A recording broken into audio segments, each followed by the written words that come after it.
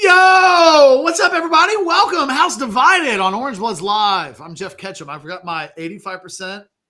It's Austin, and I don't even. It almost looks like a Texas Card House shirt, but it's not.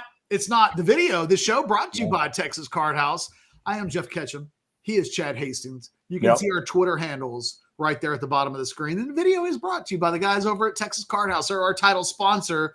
Them and the guys at Hijack Poker. Put that full screen up there, Chad, so people can get the QR code. They can scan that or just type in hijackpoker.com. There's a noon tournament. The Nooner is going on like right now. It's a $10 entry fee. You get in, you play for real money against real people. It's amazing. I love it. I told Chad earlier, I was like, I got to go play some Hijack Poker. And as it turned out, I was too late to get in the 9 a.m. free roll. Damn it. But yeah, we love Hijack Poker. And we love Texas Card House as well. I want to get out to Texas Card House Social for the food and to play some cards really soon, the next time I'm in Austin.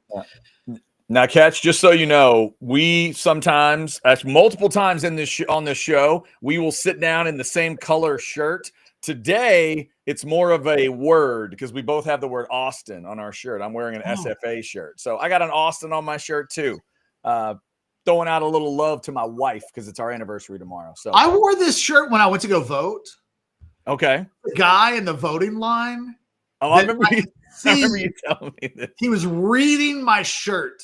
Yeah, he was ready for something about this guy that I won't get into it, but like I desperately wanted this guy to leave me alone. Yeah. And I saw him like reading the shirt and I saw the wheels cranking. Yeah. And I was just like, oh God, he knows me. He knows this shirt and he's going to come over. And it kind of happened that way, but then kind of didn't. And anyway, see, in a line to vote, he was probably just looking for a political statement. Like he was trying to figure out what political statement you were making. I can't make out what you're doing here. What does 85% stand for? Yeah. Chad, we're having a conversation today about Texas football and the portal and the riffraff that's still in the portal. Mm-hmm. And the fact that one of the things that we had in last night's war room over at orangebloods.com, and by the way, you see where, hold on. Yeah, right there. There. I need to get a manicure. I thought that before I put my finger up on the screen, but like I looked at them yesterday and I was like, and you can tell I smoked right before we did the show because I'm very stream of conscious YouTubing right now. It's like, I need to get a manicure. That was an interesting comment. Yeah, that was good. I'm going to probably do that later today. No, it's one of the things that was in the war room. And I don't know how I feel about it, which is one of the reasons why I wanted to make it kind of the topic that we're going to talk about today. Is Anwar Richardson reported over on Orange Bloods in the war room last night. Texas is sitting at 83 scholarships. The portal is closed, but the people that entered the portal are still available. Texas has a couple of scholarship spots, a couple of ways they can handle that.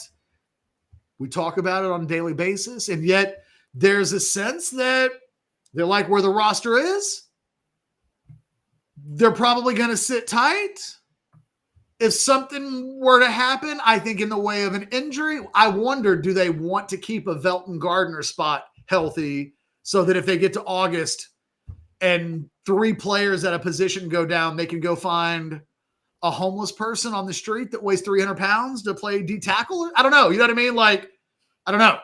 But I found it interesting that Texas it's not far-fetched to think that they're really happy with the roster. Yeah. No, that's not crazy at all with the acquisitions they've just had. That's absolutely crazy. My first question to you, Catch, is, since it might be the last opportunity, can we play the Portal Combat? Whip it up. Let's do it. I'm picking the order. We're going to mellow towards the end. We're starting with intensity. Here we go.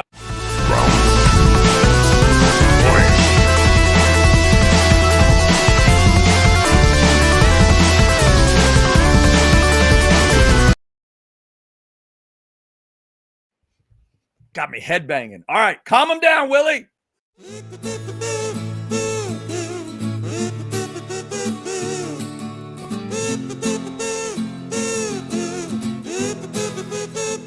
Get over here. Oh, that is so sweet. By the way, It's such a jam. It really is. You and I did not get to do a show on Willie Nelson's birthday. I was crushed by that. Happy birthday to Willie a few days ago. How old is Willie now? Willie Nelson is 92 years old. He's making it to 100 easily. Willie Nelson is one of one. If we set the over and under at 102.5, I might take the over. No comment. I have no comment. I'm not allowed to speak. I'm just saying, in my head, Willie Nelson's living forever. He might be one of those like Chinese guys that makes it to a 118.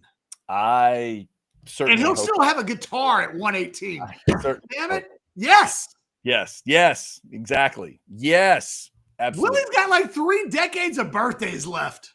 So when it comes to Texas staring at that portal, I had the thought after the defensive line moves, I started asking, like, as soon as the Watson was the last one, right? Last move was Murad Watson. I remember having the specific thought about, okay, he talked about defensive line. They added 2 more. He talked about receiver. They added 1. Talked about tight end. They added 1. And then I'm starting to look around based on who's out there. Kid from West Virginia did not jump in at running back. An offensive lineman that made me go, who really? Did not jump in. And I remember having the thought then, like, yeah, this may be it. This may be it unless somebody else jumps in the portal. And sounds like, I mean, from reading the War Room, from reading Anwar's note, feels like that may be where they are. And to your point, Catch, they may be down to the let's keep an insurance spot or 2 available.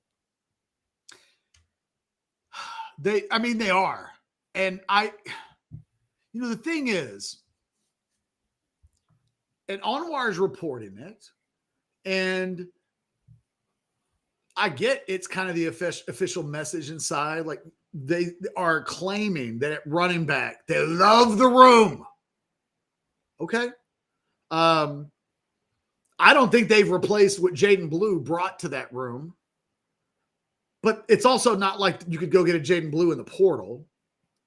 So I think the official response is like the running back room is good, because why would you say otherwise when there's not really anybody that can go help you? So there's no reason to admit there's any issue at all, because help ain't coming. We could go to wide receiver. It's like, well, what they really could use is an Isaiah Bond or an Xavier Worthy kind of speed demon. Yeah. I mean, hell, everybody needs one of those. Yeah. But there were a couple of those that jumped in the winter, but not in the spring. It has not been a great – there's no doubt in my mind they got the best wide receiver that was in the portal in the spring. Mm-hmm. In fact, if we're going to like who's next on that list, it's Micah Hudson. It's Trevor Pena, the kid out of Syracuse that went to Penn State.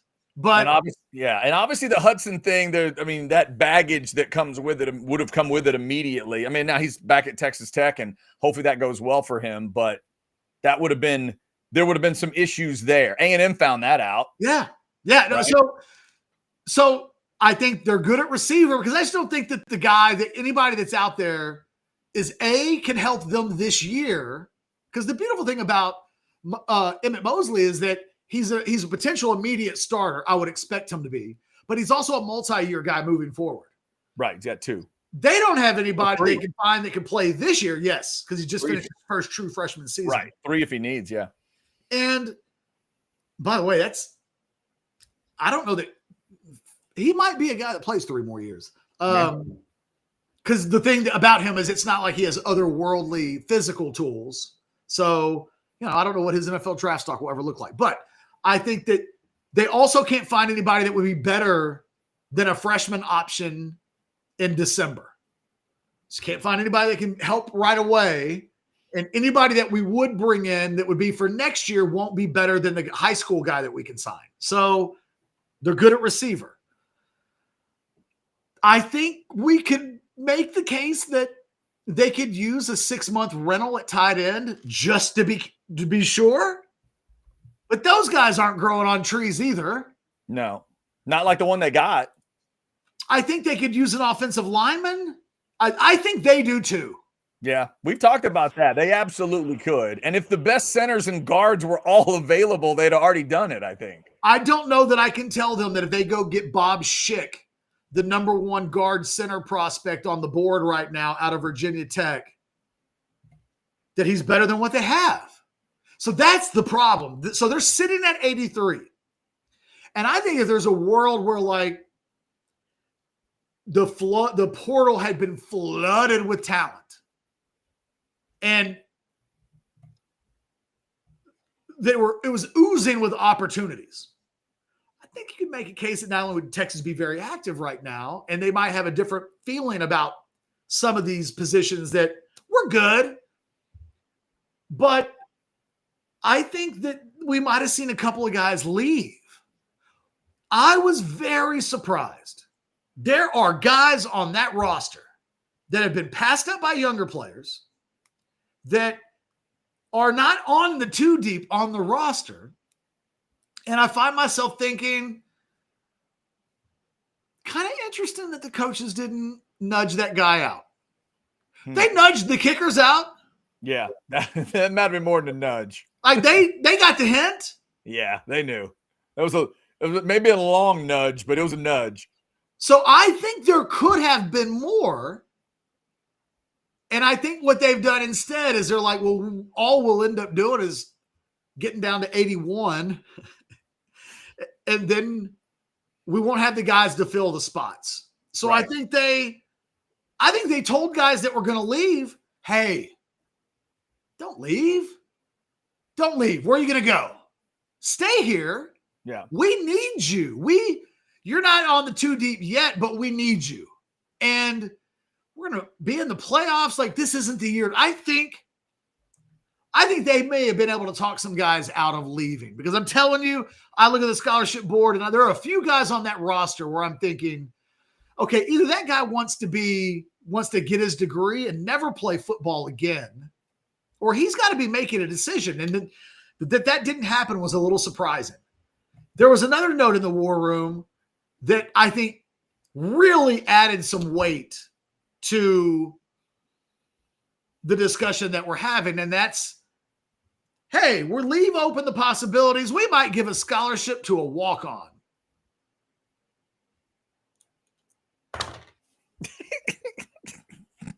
I knew you'd be thrilled when you saw that. You what? Because when people, now here's the thing. If you've got extra scholarships and you use those on a non-scholarship player who's a senior, that's like using it on Velton Gardner in the portal. Senior, that number is going to be gone. And you know what I mean? That guy's leaving in 6 months, so we're going to throw him a bone. Mm-hmm. Which you wouldn't do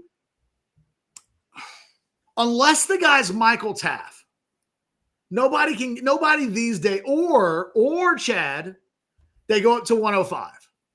Right. See, and I was about to ask you about 105. Like, that's the other discussion here of, I'm about to ask a silly question. Are we ever going to get definitive answers on that? Well, look, the Big Ten's going to have 105 this fall. Yeah, but the SEC is still going to hang at 85? And it's too late to do otherwise. Okay, so for the next cycle, if you will, for the next season. You told Steve Sarkisian, hey, Steve, you know what? Go shopping in the portal. We're going to give you 20 more scholarships to play with. Now you tell me. Right. Yeah, exactly. Now would be the worst time to tell them. You're right. Okay. All right. But I do think, and I've been told that there's we're going to eventually get 105 scholarships on football. And probably a dozen of those end up being what would have otherwise been walk-ons.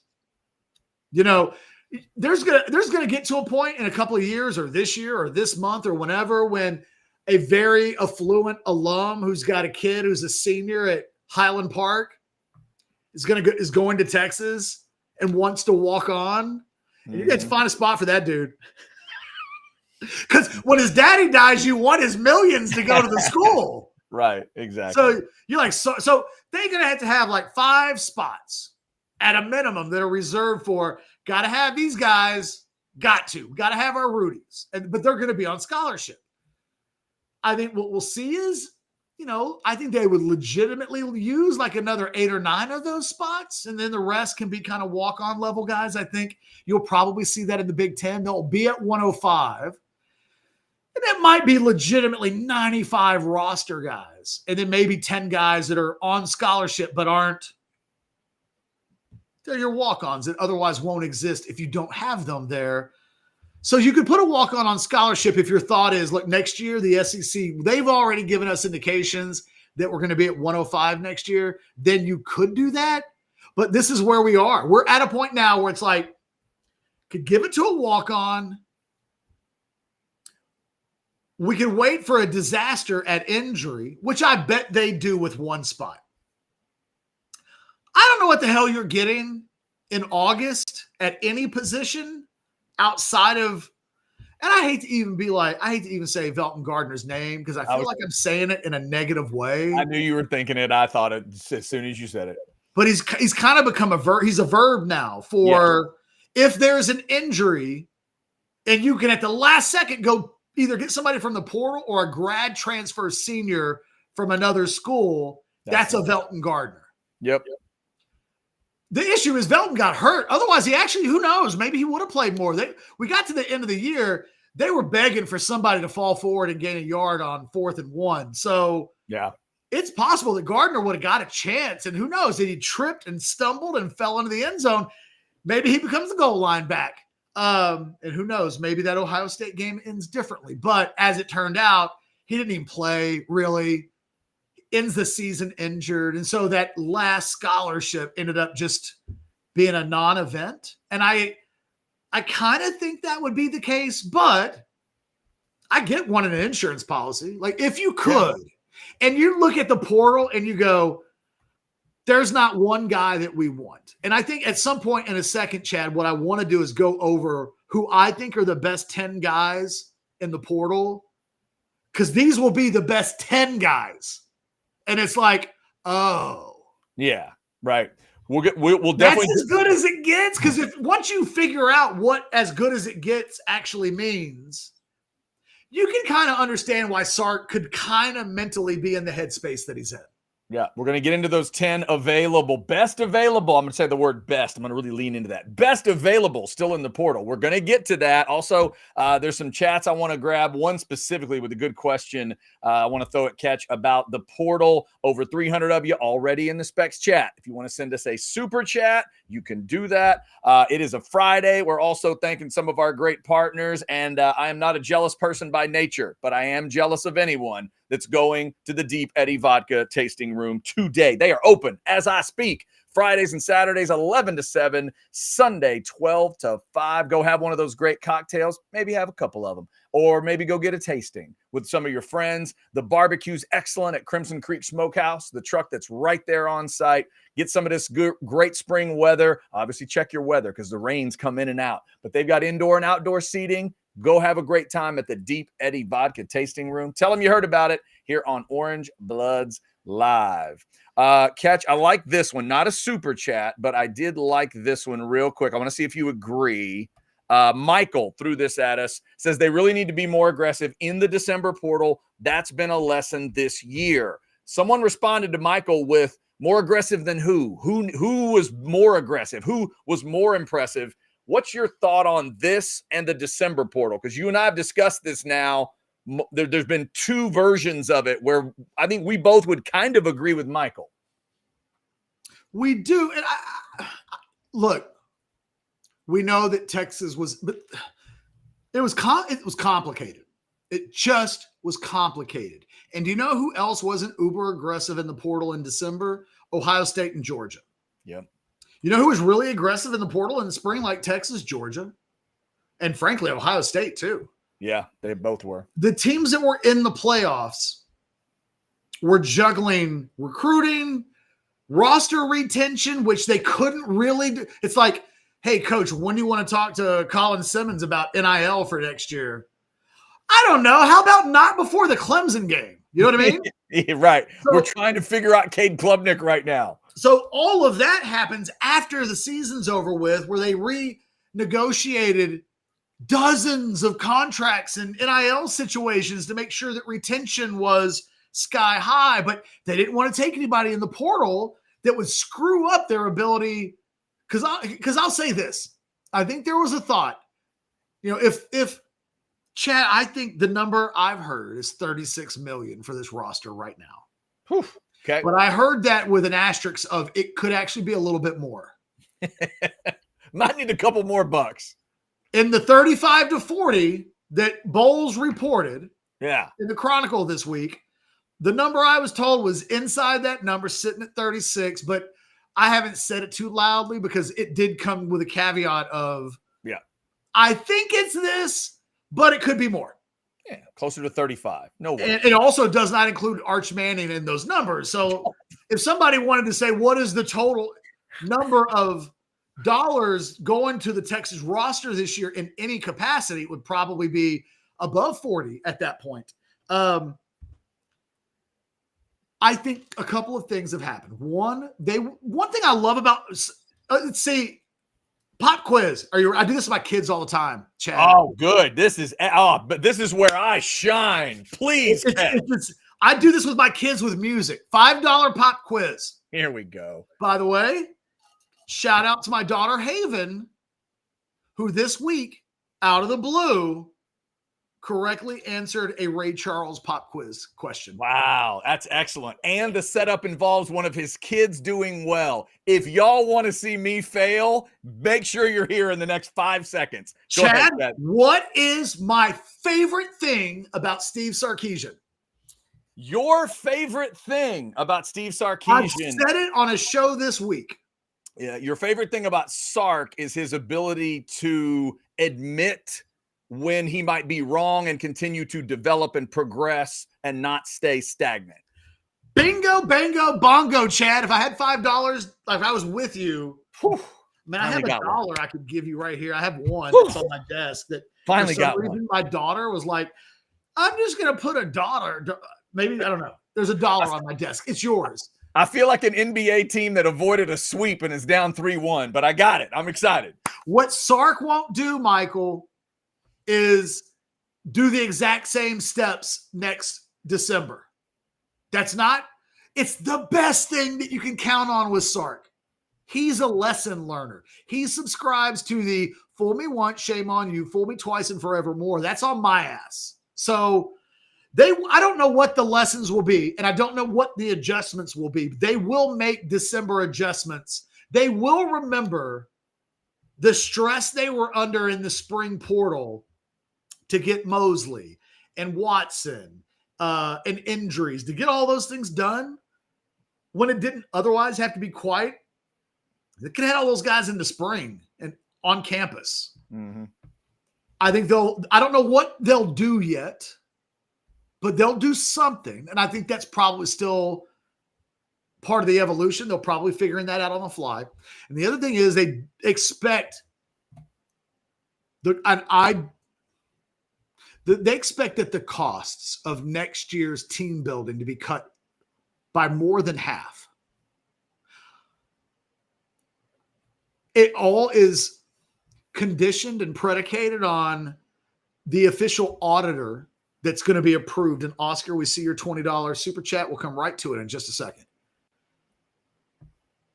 They're counting on the auditor that's going to be agreed upon in this settlement to flag NIL deals that look suspicious.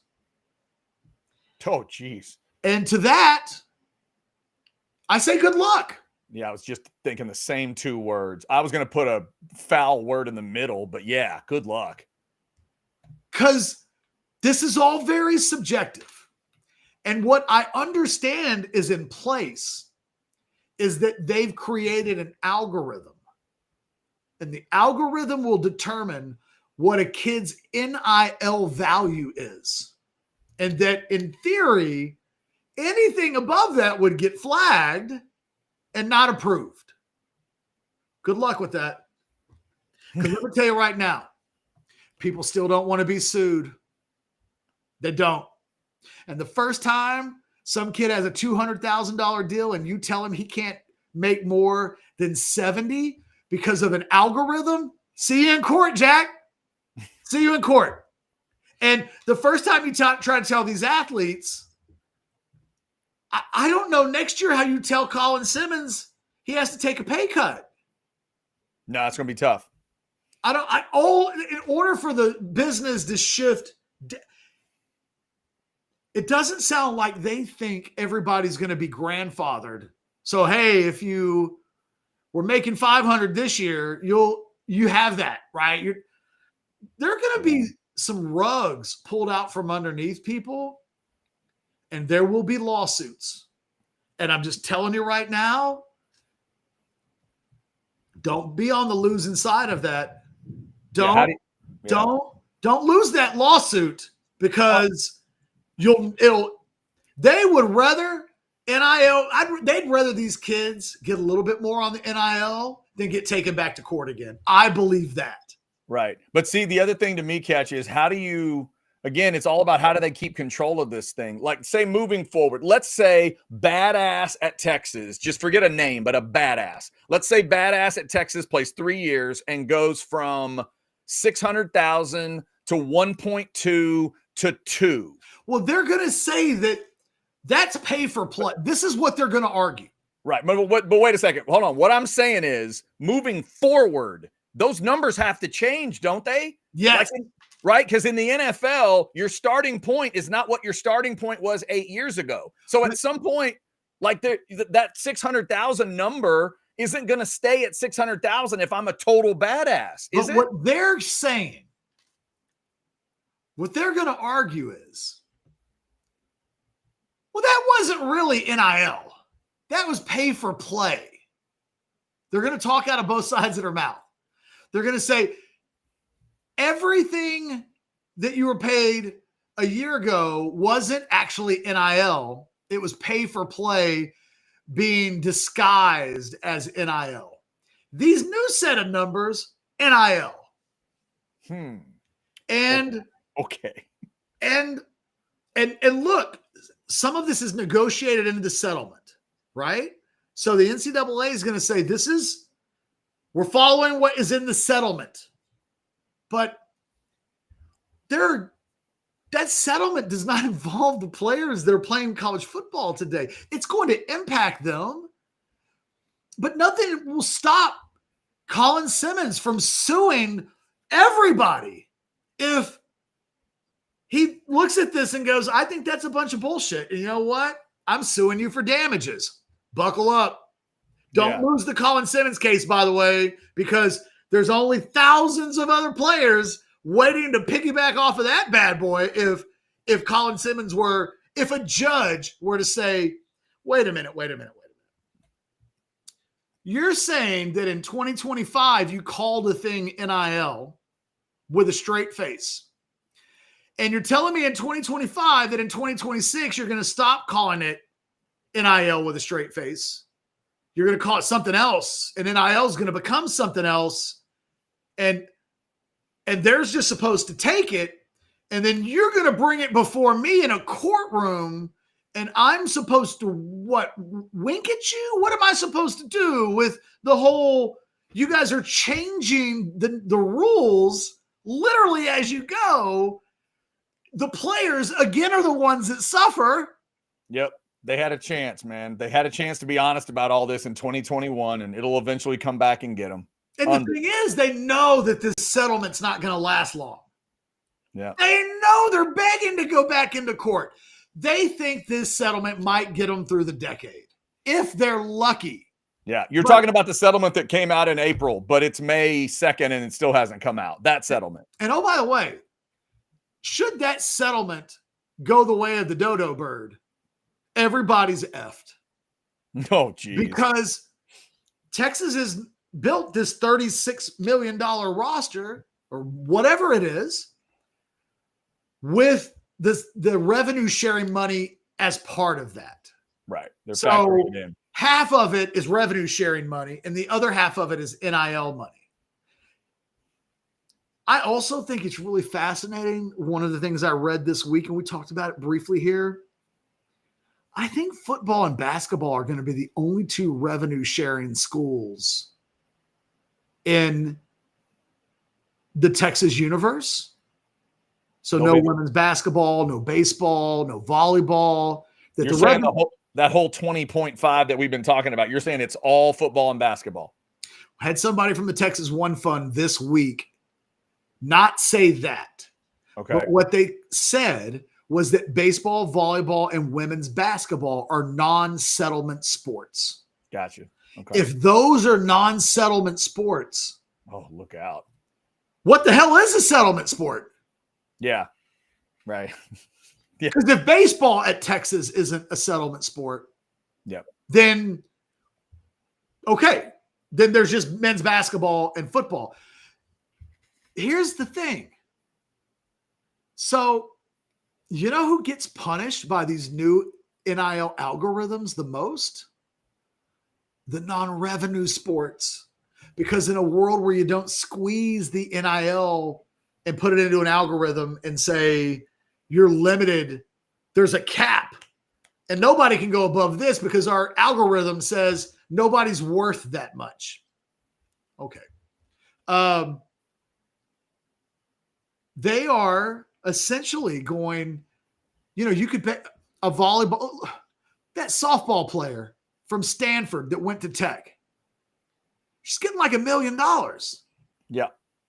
The basketball players that transfer, what was the woman that transferred from TCU or from LSU to TCU, Haley Van Lith? Yes, thank you. I knew most of it. I was just afraid I was going to get the parts of it out of order. I think I was going to say Van Haley Lith.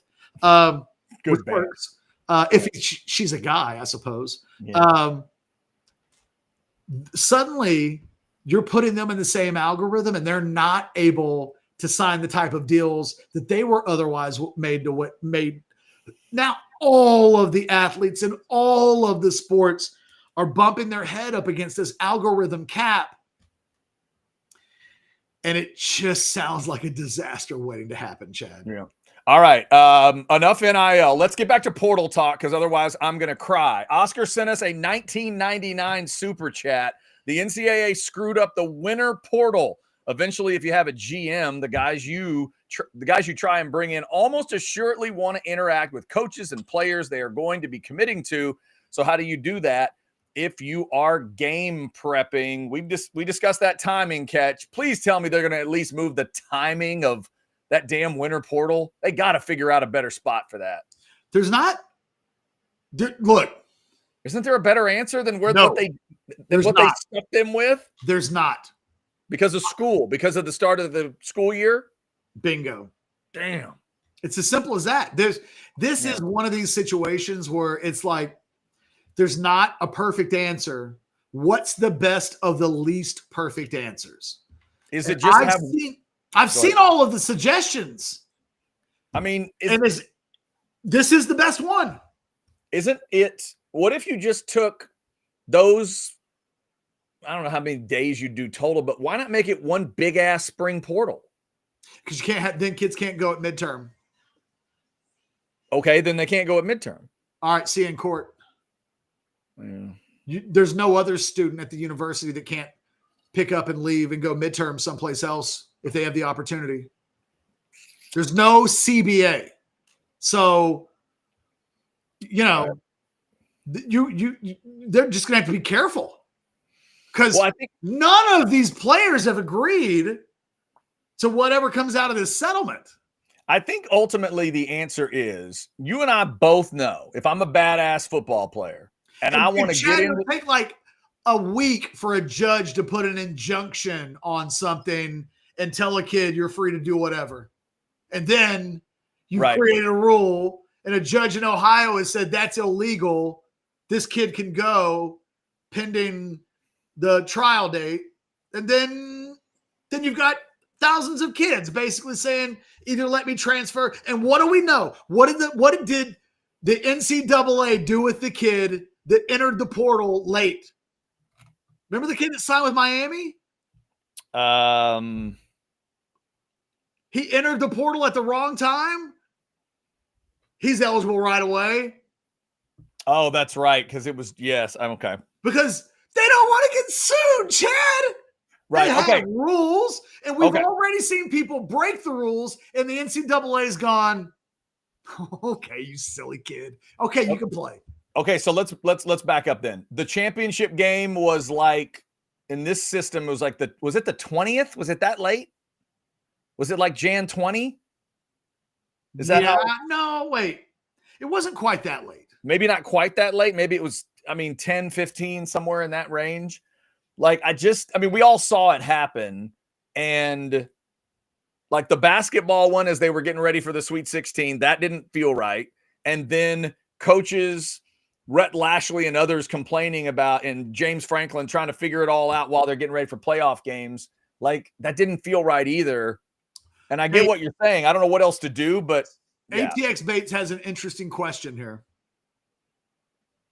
If I'm a regular student, I don't need to enter a portal to transfer. I just applied to the new school. Why does there need to be a portal at all? Oh, good Lord. ATX Bates. It's the C word, but not the 4-letter one. Control. That's all it's about. It's all about maintaining whatever sense of control that the establishment has been losing a lot of over the course of the last couple of years. There's a portal because they want to control it. And you're also talking about a different kind of student there. We can all understand that. It's different. If you're playing football, basketball, or whatever for a school, that's different than just an everyday student. It is. But you can't hamstring and restrict students' rights to move. Right. I get decisions. Right. I get that in theory, but you got to set up an idea where there is a commitment on both sides and both the school and the students are taken care of. That's what I'm talking about. There needs to be a collective bargaining agreement and that the schools need to call these players employees and give them benefits and then strike out a collective bargaining agreement where they can all agree on the windows that the portal can be open and all of that stuff. I hear you, Chad. I feel you. Look, if you're going to try to bring logic to a Friday discussion, I don't know what we're going to do. No, Chad, I hear you. I see what you're saying. I see what you're picking up and putting down, and I'm with you. Fair enough. ATX Bates, thank you as always for your chats. Also, thank y'all for these chats. Chris Bennett giving us a reminder, and we'll send our best positive wishes to Jonte Cook. Apparently, he's going to Syracuse, Catch. He's going to be headed up to the Dome, weather-controlled home games. Jonte, all the best. Get it figured out. It's actually not a bad spot for him because, as we mentioned earlier, Syracuse lost their best receiver in the portal, Trevor Pena. By the way, it's not Trevor. It's Trevor, which Trevor with a B. Trebor, Trevor. Yeah, I love those names where it feels like the parents got to the very end of the name book. Someone screamed, F it, and then they just started throwing letters together. Love those. I think what happened in this case, and no offense to Trevor's family out there, but I think either mom was on like medication from having the baby, or the dad was drunk. But when they did the naming the baby part, I just think there was a slur. What do you want to call the baby? Trevor. Oh, he's so tired, exhausted, like a 20-hour, labor. Okay. What did you say? Trevor. Maybe they asked like a really cute niece or nephew that had just walked in the room what they wanted to. Twebble. And then maybe that's what happened. And then they were like, that's so cute. That's it. That's adorable. Or the jackass at the hospital couldn't just put 2 and 2 together and make 3. He had to say, well, he said Trevor, and then they typed it on the birth certificate, Trebor. Yeah. And then later on, the parents are like, what the fuck? His name's supposed to be Trevor. Yeah. And then it was Trevor on the birth certificate. He just became Trevor. Yeah. Now you know what's going to happen now, Cat. Somebody's going to pull up. Somebody in the chat will pull up the story of the grandfather, the great grandfather who served in the military. And I was like, all right, okay, all right. You're going to make me the biggest asshole on earth in the next 5 minutes. And you know what? When that happens, I will deserve it. Yeah, we will both deserve all of that. Mitchell reminds everybody to hit that like button. We do appreciate it. If you don't like it, if you can like it right now, that'd be awesome when you're watching. If not, like on the way out as you get done with the show. We would appreciate it. And to Tej, who is doing some kind of chemicals on a Friday. Catch, this is in our category. We got to watch out for this. The category of everything wrong in the rearview mirror is Quinn's fault. Everything ahead of you in the windshield is going to be awesome because Arch is God. Here's a version of it. Arch is replacing Blue with his mobility. There you go. There it is. Sure, Tej. Sure. That's what about this one? It's not the theory at all. Isn't Trevor a Spanish way of spelling or pronouncing it? Maybe. Alan, why would you do that? Alan. How would we, if we knew the answer to that, Alan, we wouldn't have said it. Yeah. I was about to say, maybe that's it. Maybe you put a really cool accent on it and it's much better. Trevor. I don't know. I mean, now I'm going to Google the word Trevor. Yeah. I'm going to put, real quick, I'm going to put this Jay Lee chat up and then get rid of it quickly. Collective bargaining is where it will end, but it will happen when the players don't feel like they're getting enough of the pie and go on. I know, Jay. All right. No, let's not think about that. You know what AI overview on Google says? What do you got? Trevor, in quotes, can refer to several different things, including a British confectionery brand. Ooh. I don't even know what that is. Okay. Trevor. A 14th century composer, a name for a baby boy, and a company specializing in ultra pure pumps and heaters. Now we know what the family did all those years ago. They were pump and heater people. And additionally, Trevor is the name of a company that manufactures semi-truck and trailer accessories, including toolboxes. Hey, you know what, boys? You make fun of my son's name all you want, but my family's been making pumps and heaters for years. And we can buy and sell all of you. Laugh all you want to, but we live in this big house because you see that toolbox that you got there? That's right. Look at what name is on that bad boy. Yeah, spell it out loud. Make sure you emphasize the B, MF. All right. Jay, thank you for telling me. It's essentially a Friday show, isn't it? It is. Jay, I found your super chat. Thank you. $5 in this super chat for Jay. Heard a great Q Jammer interview this morning. Not only is his brother Quandre, but Cam Ward is his cousin. Talk about a genetically gifted family. Yeah, for years, Jay, we have talked about how you don't want to get in a 4th of July or Memorial Day or Thanksgiving Day football game with that family. And I did not know Cam Ward was part of it too. I knew Jammer and Quandre were part of it, but catch, if Cam Ward's going to quarterback that team, we're in trouble. We're in trouble. Just get out of the way. Yeah, man, the family barbecues. Like, what do you do? Like, if they have a Juneteenth barbecue and the Jammer and the Diggs and the Ward families get together, good luck. Yeah, right. You guys want to play a game? We got some pickup. We brought a ball. You guys want to play? We got some pickup. No, actually, we don't. No. We saw what y'all did to the Smiths last year. We are not doing that. 3 ACLs last year, and one of them was that grandmother. No, you said a grandma. Remember what Quentin did to Jalen's pawpaw? Come on now. Pawpaw. I broke Quentin Jammer's commitment in this January of 1996, December of 1996. One of the first commitments I ever broke. Is that right? Yep.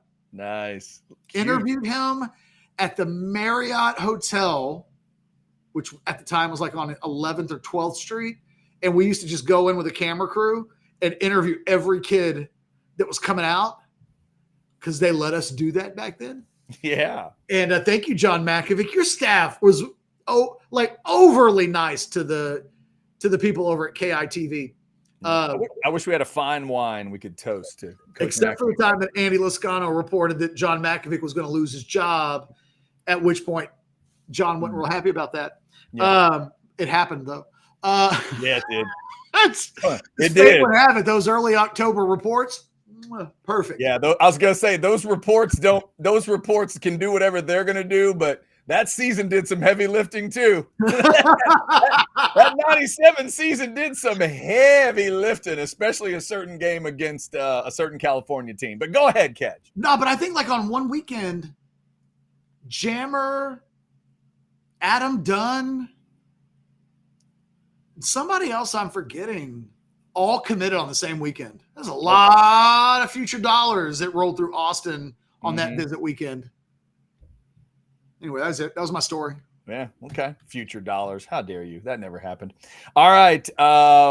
Real quick super chat here from ATX Bates. You know he's willing to make it a weird show. $4.99 in honor of me watching Weird Science last night.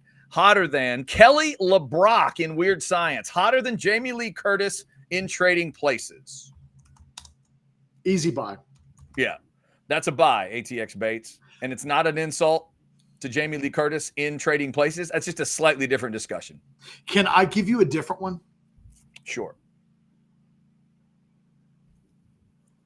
Kelly LeBrock in Weird Science. Hotter than Joyce Heiser in Just One of the Guys.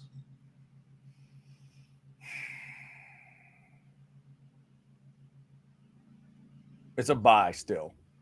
I think if we're going prime on prime, still a buy. I might go Joyce Heiser. I think Kelly LeBrock over the test of time. Joyce Heiser.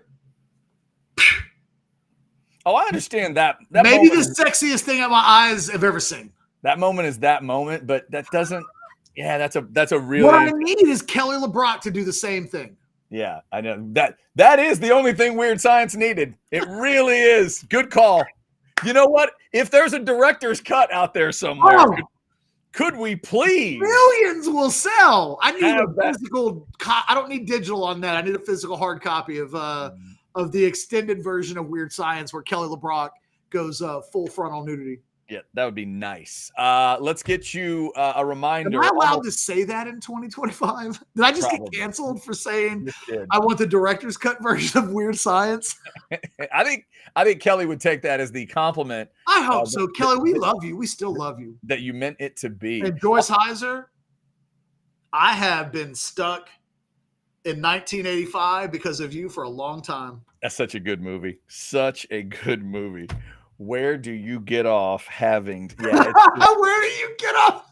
It's one of the greatest scenes in any movie ever. Right there on the water, right in front of that. Is it like a lake? I don't care if it's a lake or an ocean. I think it's a lake. I think it's a lake. Oh my God. Just a brilliant scene. I haven't seen that movie. I have to watch that movie this weekend. I know. I haven't seen it in forever either. It's so good, and I haven't seen it in forever. I need to go see.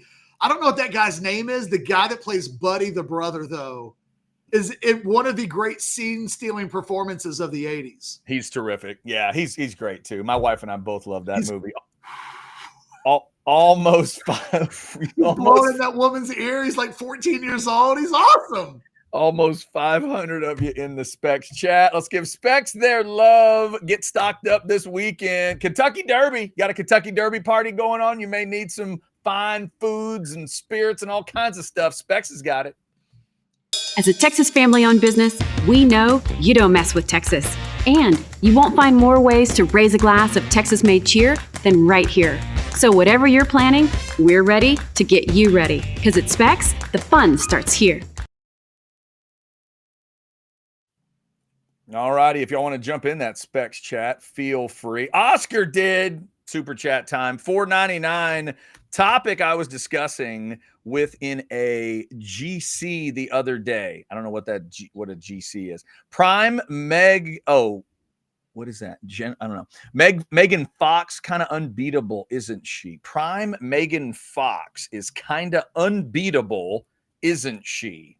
It's interesting. I mean, she's not unbeatable, but it's, Tamir Moore. She's hard to beat. Yeah. Yeah, she's hard to beat. Is Prime Megan Fox like Transformers 1? Yep. Or That's it. It's Transformers 1. She's washing the car, whatever the hell she was doing in that scene. She's checking the engine. She was checking the engine. Whatever had her over the engine is that is peak prime Megan Fox. By the way, these kind of scenes don't get enough attention, like with the Oscars or whatever. The moment when Shia LaBeouf does that great take where he sees like her leaning on, she's got the hood up. He sees like the midriff and he puts his head on the other side of the hood and does oh my God. That is one of his great moments in any movie. It's so good. Yeah, Oscar, you're right. That's the Megan Fox, and that Megan Fox can take down a whole lot of people in hotter than competition. No doubt. I love where we've gone on a Friday, Chad. We just got randos now. It has happened. Apollonia in Purple Rain was pretty good too. Pretty good. Come on, Cotton. Hey, Cotton. Not pretty good. I've told this story before. Hold on. Let me just double check because I want to make sure I get the age of this right. Now, by the way, I love that her name was Apollonia and she lived up to the name. Like that's a hard thing to do. And she did it well. Yeah. I mean, she's literally Apollonia. Right. If you just not even Prince goes by Prince in the movie. Right, exactly. If you met someone today, just in a grocery store, and found out their name was Apollonia, in your brain, you're like, well, this person better be hot. Like, hey, there's somebody I'm going to meet. Her name is Apollonia. She's on aisle 6. Let's go meet her. Like, well, this better be a goddess. And she was. My mom, when I was a young 8 years old, not close to 9, a young 8. Okay. Dropped me off at a movie theater in Waco, Texas. Yep. By myself to go see the R-rated Purple Rain.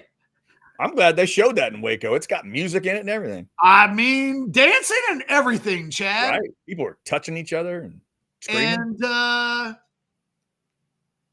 in that movie, and I would say up until then, I'd probably seen Porky's because I was 8 and you had HBO and these things showing up on TV, on cable.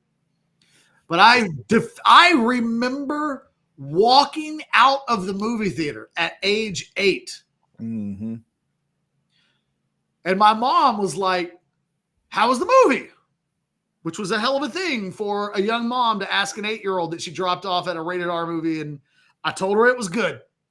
Yeah. But in my head, I was thinking to myself, I don't know what I want to do with her. I don't know why I want her, but I now know officially, and I didn't even know that this needed to be said officially. Only years later did I realize, I guess I had a choice. I like me some women after Apollonia. Yeah. I saw Apollonia in Purple Rain, and I walked out of the movie theater, and I was like Michael Scott in The Office. I declare heterosexuality. I didn't know, but I did.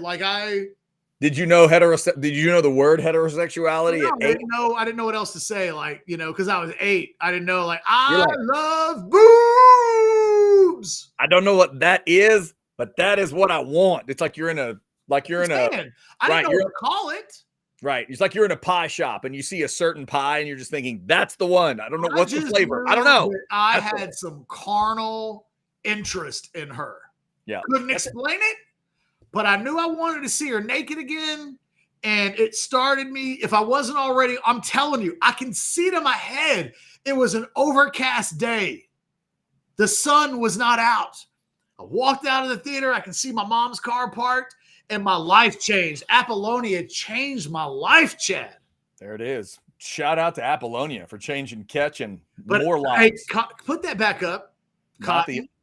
Definitely not the only one. Cotton, if you're going to give Apollonia, the goddess, her love. Yeah, see, that's why I took it down. And now you're going to make me put it back up and we're going to have to show his mistake. Spell her name right. Yeah. Apollonia. You have her as like an apple.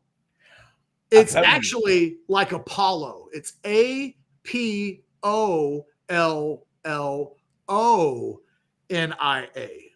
Yeah. Apollonia.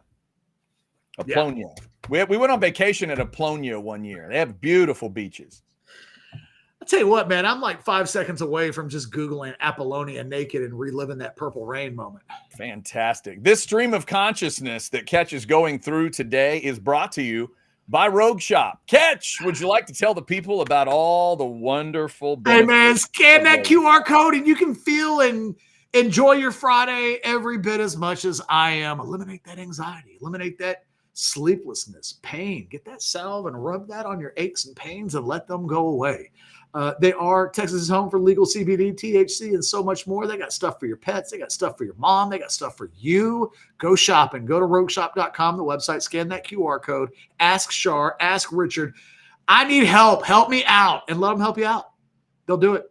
They are one of our favorite partners. And I do. I love the product. I love the people. It is a perfect company. So y'all should know that the beginning of the show, every day, I say to Ketch, are you ready? Like, are you ready to start the show? Not every day, but I did today. No. Every day I say, are you ready? Ready to go? His answer 9 times out of 10 is, yep, let's go.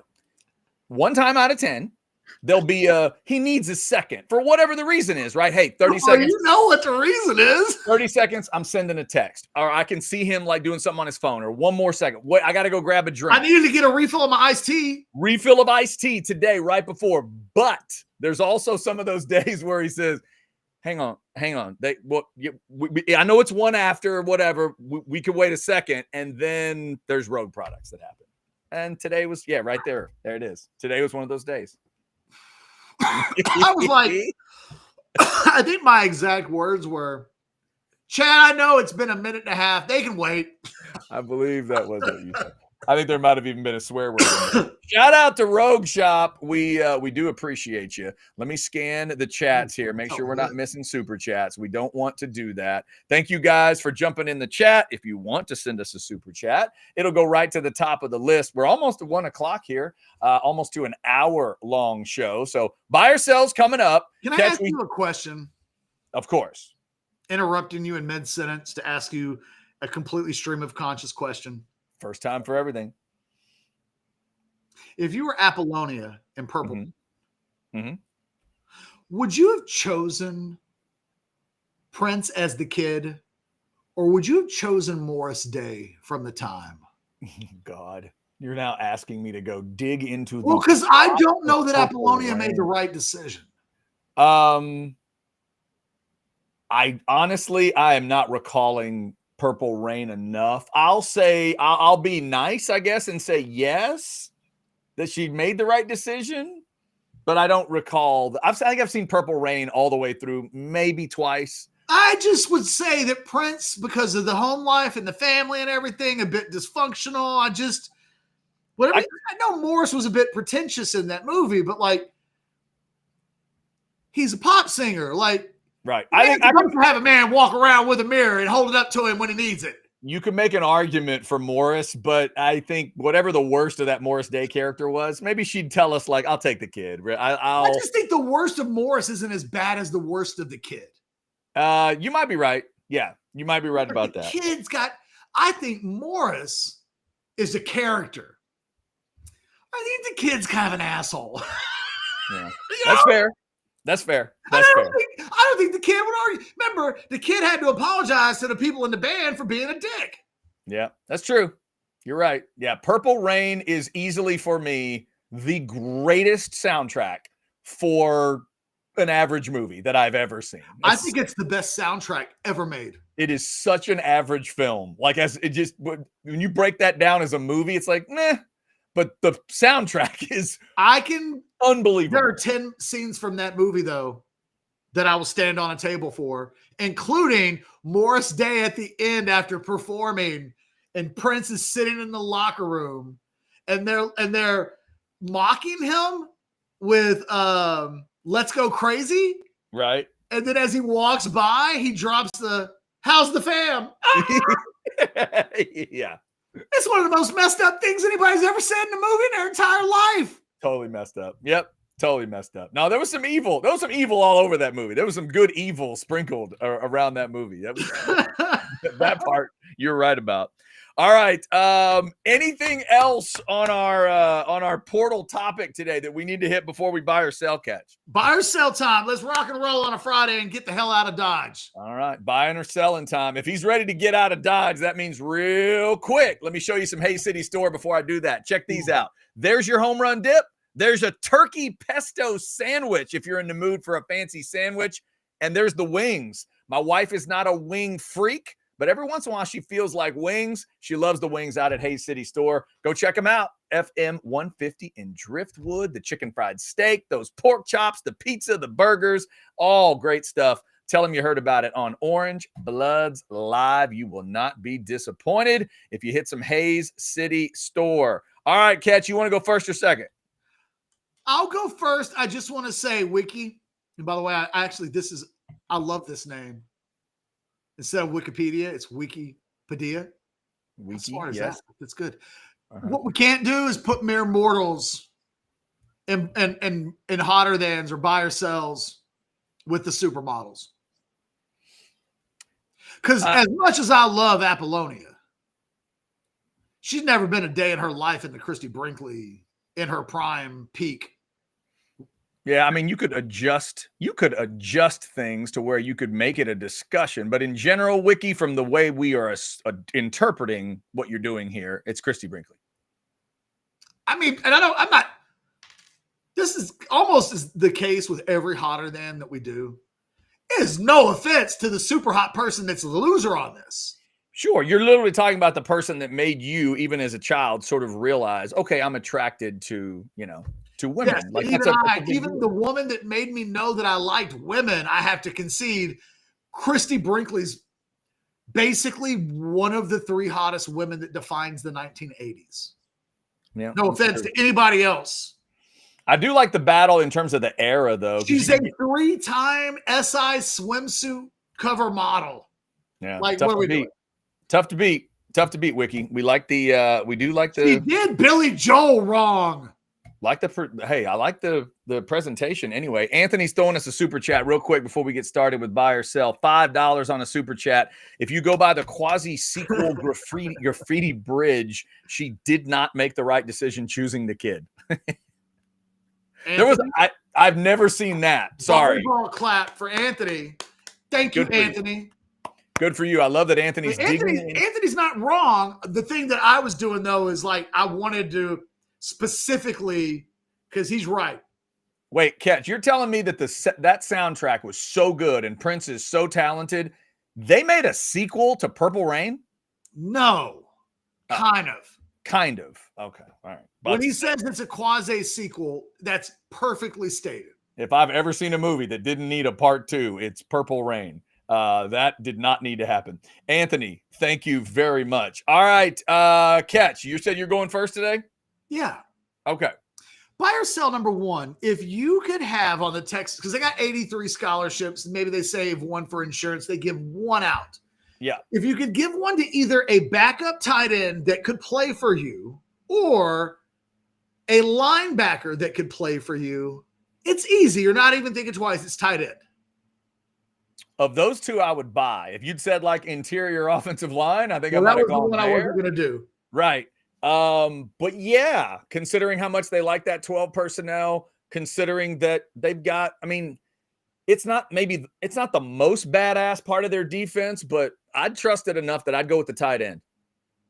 Buy or sell number two. If I set the number of passing yards for Arch Manning through 12 games this season at 3,500 yards, you'll take the under. 12 games. Hang on. So it's less than 300 per game because 300 yards per game would be 3,600. Okay. So 3,500. You're making the number 3,500. Yep. He has to hit 3,500 in 12 games.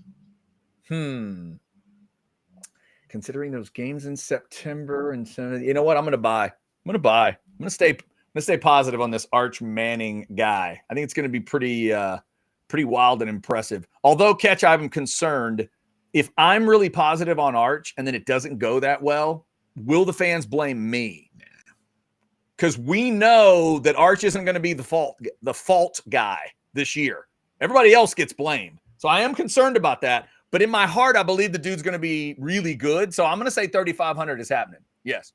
I'm going to say you're safe about the blame thing. That's all going somewhere else. There's literally a post on Orange Bloods today that says, I somehow blame Ketch. Mm-hmm. Did you see that thread? No, I haven't seen it. Now I got to go read it. Well, Texas offensive lineman Nick Brooks, we haven't mentioned this story this week, but Nick Brooks got arrested on charges of a DWI or DUI. Right. There is a report that he was he's a talker.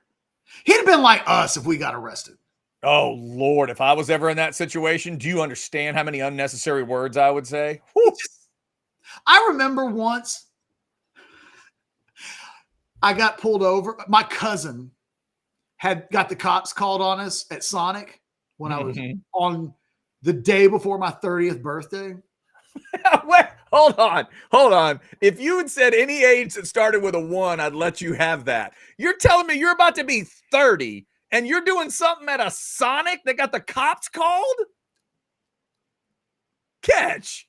Do you want to hear the story? I do. I definitely do now. You want to do it after by yourself?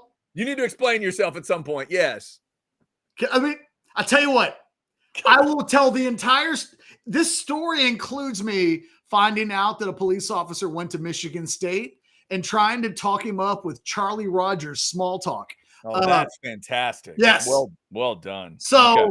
All right. It'll take a couple of minutes. So let's finish buy or sell, and we'll put a pin in that. Yeah, hold that Sonic story. Go ahead.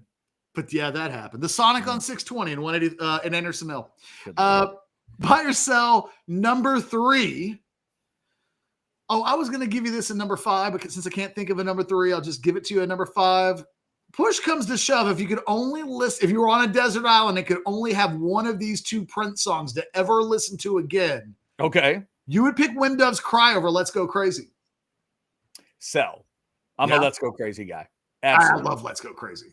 I'm a Let's Go Crazy guy. It's one of the songs that we used to play and everybody would jam out to, like as a group when we would drive to Waxahachie baseball games, catch the road games.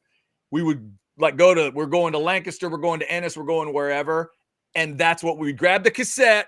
We'd put in Purple Rain and Let's Go Crazy would fire up. So it's always been like, is it my absolute favorite Prince song? It's probably like either that or Darling Nikki, because I do love the album so much. But Let's Go Crazy is still probably my favorite. So, yeah, I go Let's Go Crazy. Have you ever played Darling Nikki when hanging out with the wifey? Wouldn't have been married this long without it. Okay, hey, sometimes Ketch gets questions in his head. Buy or sell number 4. Golden State eliminates the Rockets tonight in 6 at home. Yeah, that's a buy. I think they understand it can't go back to Houston. You don't allow that. There's so much experience there. Jimmy Butler, if he's going to do that on like half of a pretty bruised up backside and it's a little bit better tonight, I'll trust Golden State to close the door. Bye. And finally, buy or sell number 5. Texas baseball got dealt with last night by the Hogs, 9-0. It was a beat them down. Buy or sell, Texas baseball, the number 1 team in the country. They rebound. They win the next 2 games. They put the Hogs in Fayetteville in their place. Since this is only the second time they've lost game 1 of a series, and the other time they won the series, I understand it was in Austin with LSU. But I'm going to buy. I'm going to say they rebound and get it done. Certainly a sobering way to start a weekend. But, hey, take it from me as a fan of a different team, Catch. You can get beat 11-0 in Knoxville and turn right around and win a series. Who says you can't get beat 9-0 in Fayetteville and turn around and win a series? Texas, I'm going to put my trust in you. I'm going to say bye. And then get swept by a rival just a little bit of time later. You're right. That happened. That's a whole no. Oh, stop. Don't go to that part. I'm sorry. Let me be clear. Do just what they did in Knoxville. Don't do the stuff later in Austin. Don't do that part. Yeah. All right. Give me some questions. All right, here we go. By the way, real quick, Brandon, you're saying you absolutely will blame me, huh? Okay, you will blame me? All right, fine. In that case, here's what we'll do. I'll try to throw some anti-logic at you. Catch, buy or sell number one. In 120 days, Arch and the Horns will lose in Columbus. Buy or sell? Sell. I soft sell, but sell. Mm-hmm. Ooh, soft sell. Oh, tainted love. All right, here we go. Buy or sell number two. Catch, Texas beats Florida and Georgia on the road. You know, my favorite version of Tainted Love is there was the kid on American Idol. Do you remember the feminine, like teenage kid that they had? I mean, he was like flamboyantly gay. You're not talking about Adam Lambert, are you? No. It was like a real skinny kid. I don't. And you and trust me, I'll send it to you because the day after that performance ran, I remember coming to the old 1530 station. Yeah. And we were like, that kid is, yes. I don't remember this. Yeah, definitely send it to me. I love that song, and I'm sure there's a kid that on American Idol did Tainted Love, and it was as if he'd waited his entire life to sing Tainted Love on American Idol, and he owned it as if the song was his. That's cool. It's my favorite. I'm gonna so ask me the question again. Yeah. I don't even know what you asked me. I was thinking of the American Idol situation. For the reference, by the way, Soft Cell opening for Simple Minds, I believe, on a tour right now that's about to come through Austin. I think it might be pretty soon here, so check your tickets. Catch, Texas beats Florida and Georgia on the road this season. Sell, they'll lose one of those. Lose one, okay. So you got them 2-1 and winning in Columbus, if I'm getting that right. All right, Catch, it is birthday trivia time. Here we go. Buy or sell number three, Brooks Koepka turns 35 tomorrow. You can name the college and how many majors he has. Brooks Koepka. He's got 3, doesn't he? He does have 3, but that's not all he's got. Koepka's got 5 majors? Koepka's got 5. 5. It's like 3. It's the U.S. Open and the PGA. I think he's got 3 PGAs and 2 Opens. Or it's the opposite, but it's 3 of one of those and 2 of the other. How is that?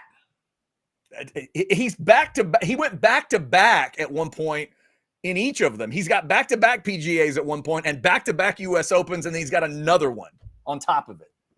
I'm telling you, he's just this quiet assassin that just keeps rolling through, and then he gets pissed when nobody knows he's doing it. Somehow he's under the radar. What I should have said is, Chad, he went to Florida State, and he has 1. Yeah, that would have been great. That would have been the one really would an answer. Would fire. Yeah, that's right. He has 1. I didn't say that's all he had. Yes, and Florida State is the answer. All right, Catch. Let's see if you remember this guy. Buy or sell number 4 tomorrow. Joseph Adai hits 42. I'd forgotten he was a Texas guy. Went to Sharpstown High in Houston. You can name the college and the NFL team. Not only can I do that, I can remember watching Joseph Adai on film from Sharpstown. The field that he played on at Sharpstown is the worst field I have ever seen a high school football player play on. Now, went to the game live or just on film? I saw it on film. Okay, so he played in like a mud hole. The worst you've ever seen a football team play on. Ever? Like Burger Center at its worst? Worse than that? Oh my God. Chad, I'm telling you, it's so bad that it's been a quarter of a century and I still remember seeing it on tape. Wow, that is terrible. Ask me how many other kids' highlight films I've seen where I remember the dirt.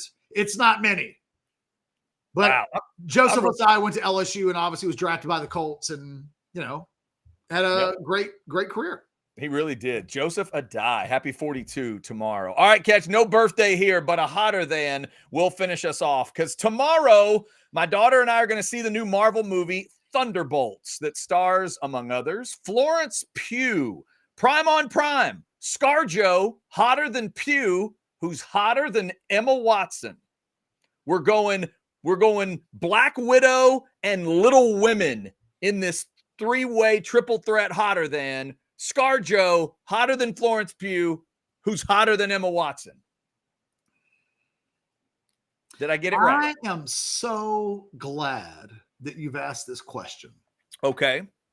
Because last night, hold on. Oh, we're going to get a Rogue answer. Shout out to Rogue Shop. Check them out.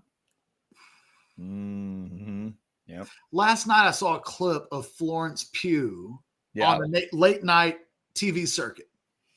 Okay. And they're showing the clip of her jumping off of the building that she jumps off of in this movie. Mm-hmm. She does the stunt herself. Oh, cool. I don't doubt it. She basically does a Tom Cruise. Nice. Okay. She jumps off of the second tallest building in the world. Her own stunt. Go ahead, Florence.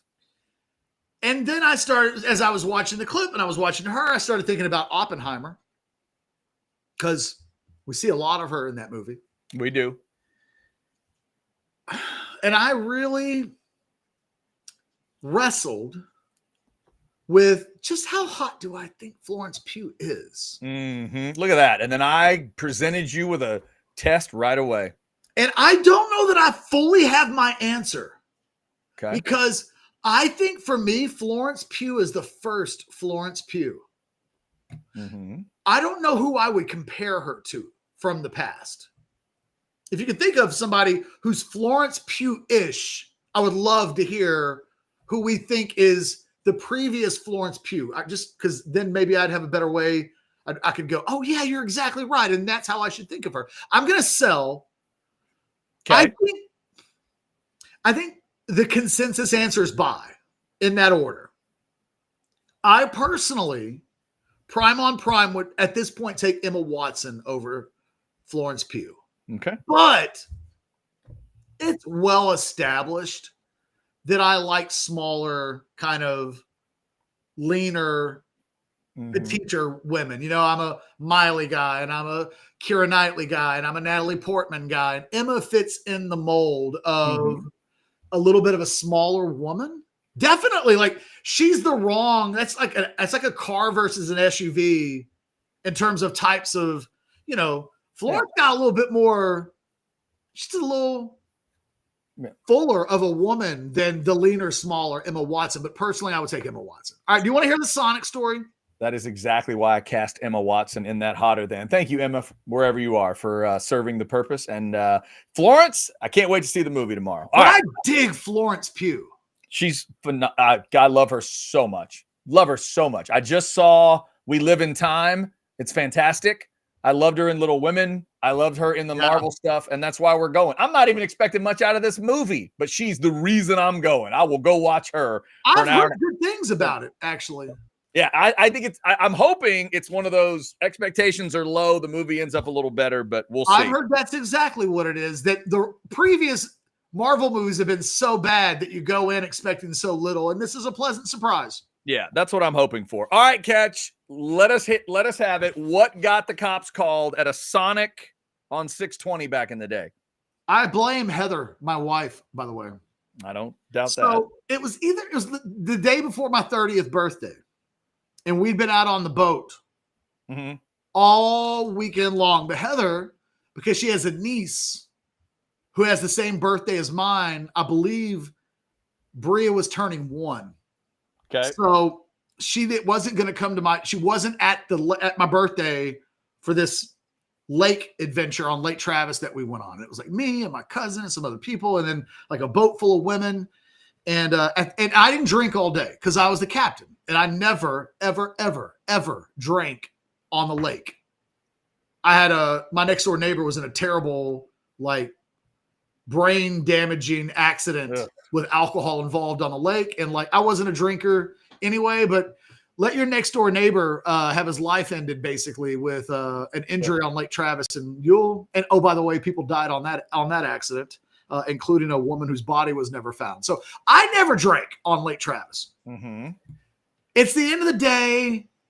My girlfriend's out of town, but we're kind of freshly dating. We weren't official yet. So some girls on the boat said, "Do you want to go to Carlos and Charlie's?" I had a decision to make at that point. And I decided, as a heathen of a man, that I was going to try to have sex with one of those women. So I was like, let's go. So we get to Carlos and Charlie's. It's like me, my cousin, like another guy, and there's like 6 girls. And I haven't been and I drove my brand new SL 500 to Carlos and Charlie's.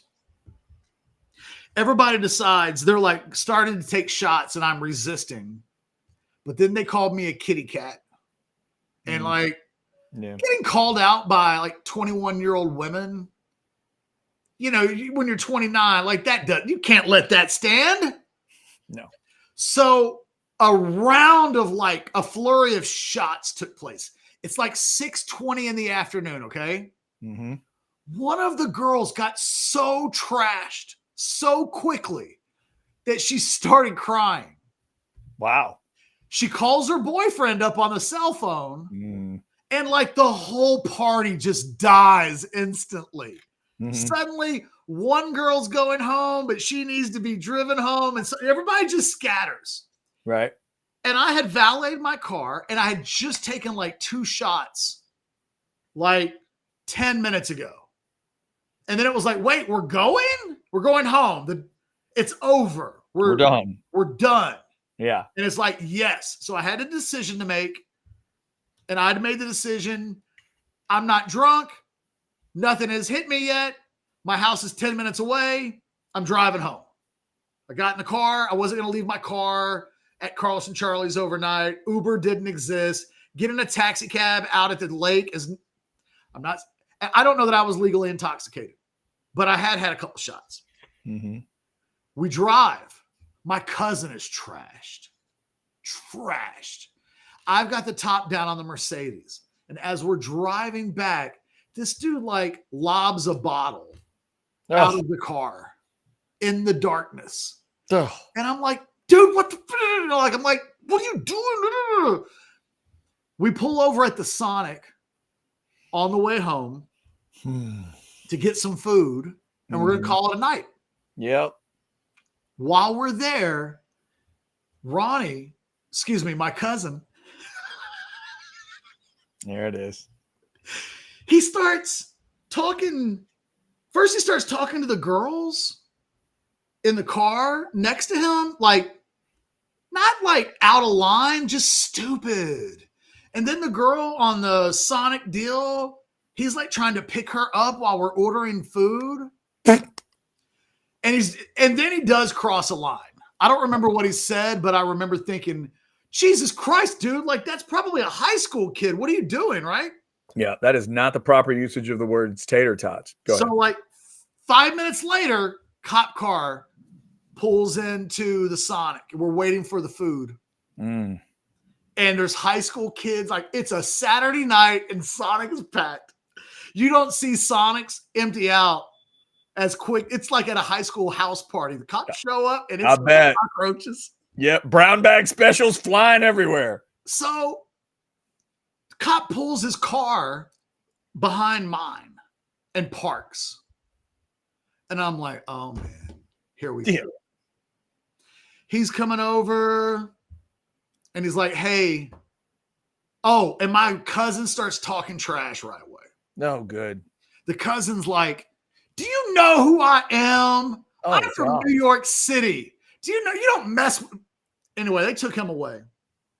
So the one cop is like, do you know why we're here? And I said, man, I don't know, but if I had to guess, it's what my cousin said to the girl on the Sonic speaker. And he goes, well, I don't know what you're talking about. How would I have possibly heard that? But we got a call that somebody in a silver convertible Mercedes threw a glass bottle out over by Carlos and Charlie's.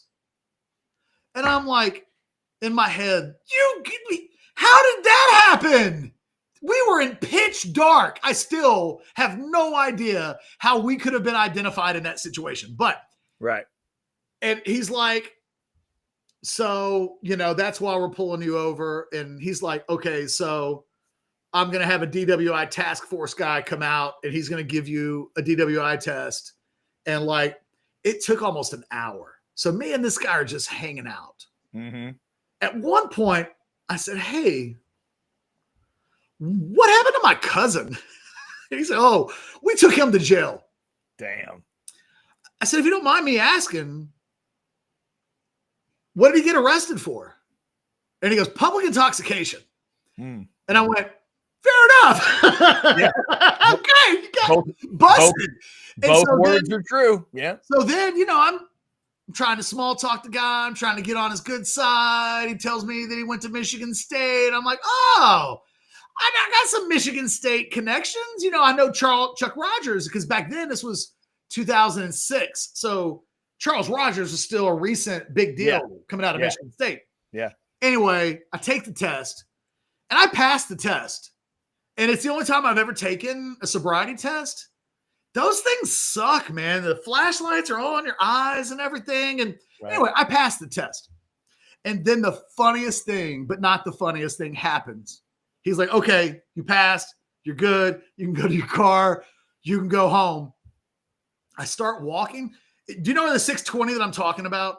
I think so. You said 620 and Anderson. There's a 7-Eleven. And then right next to the 7-Eleven is a Sonic. Yeah, I think I know what you're talking about. They had me do the sobriety test next door at the Jiffy Lube. Okay. So I have to walk back over to the Sonic. And as I started to, I accidentally walked into the rear view mirror of the car that was parked next to us. And like, I hit it hard. Like smooth. It hits me in my shoulder. It's like, boom. Yeah. I just passed my sobriety test. Damn. You know what you do in that situation? Keep walking. Keep walking. Keep your head down. You get in your car. You pay for your Sonic food, which showed up an hour ago, but the cops wouldn't let you pay for it while you were waiting. Then you just had a bunch of cold Sonic, which sucked. Yeah. And then you drove home, and then you waited for the phone call from your cousin to come bail his ass out of jail. Wow, that is fantastic. All right, that explains it. That does explain how you get the cops called. It doesn't have to happen at Sonic, but if you end up at Sonic, it can sometimes occur. Do you know why we're here? Yeah. That's such a wonderful. My cousin said a minute ago to the teenage girl working inside the Sonic, the look on his face of like, you just confessed to something that we might later add to his punishment, but no, that's not why we're here. Let's put a pin in that. We'll come back. Yeah, we'll come back to that one. Let me just tell you the rest of the story real quick. Okay. My cousin calls me Sunday morning. It's like 8:00 in the morning. He's like, hey, come get me. I'm out. He's like, come pick me up at the 7-Eleven on 15th and whatever that is, the only 7-Eleven that you can find downtown. You know what I'm talking about? That's on whatever that is. I pick him up. There are cops in the 7-Eleven parking lot. He met a girl in jail and is like, hey, I have a 2-seat convertible. He's like, we're going to give her a ride back to my car. And then, and he's like, I'm like, Ronnie, there's not room for 3 people. And he's like, no, she's going to ride with me and sit in my lap and it'll be fine. Like it'll work. And I was like, Ronnie, no, you just got out of jail. I'm not driving home and getting pulled over because I have to have the top down in order to have 3. It was just, yeah. And in the end, guess what happened? I drove home with the top down with the girl sitting in his lap. Yeah, I was gonna say you do, and did not get caught. Well, I didn't get pulled over. Right, didn't get pulled over for it. I'm saying, okay. But the drunk cousin won out. How about that? Sometimes the drunk cousins do win. Real quick catch before we wrap it up. Leanne Rimes and Florence Pugh. I'm not sure if I agree with it, but I'm just going to throw it at you. Blake has an idea. Nope. Leanne Rimes? Florence is a thicker girl than Leanne Rimes. And I don't mean that negatively, but Leanne's a skinny girl.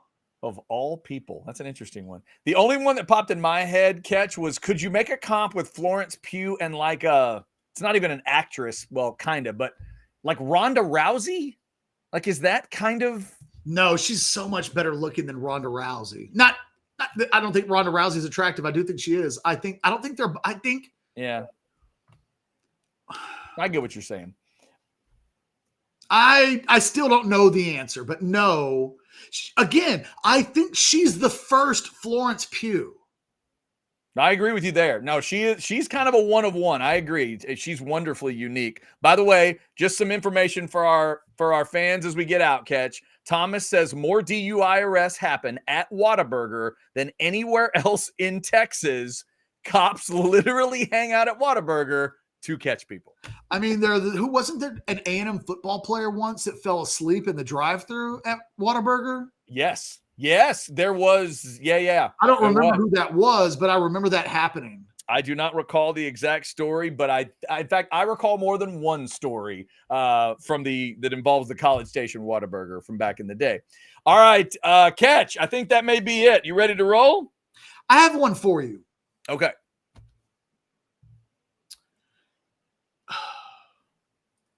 Well, hold on. I'm okay. Is Florence Pugh a sultrier Drew Barrymore? I don't know. I've never thought of those two. They don't look the same in the face. Yeah, I haven't thought of those two in the same discussion. I love them both.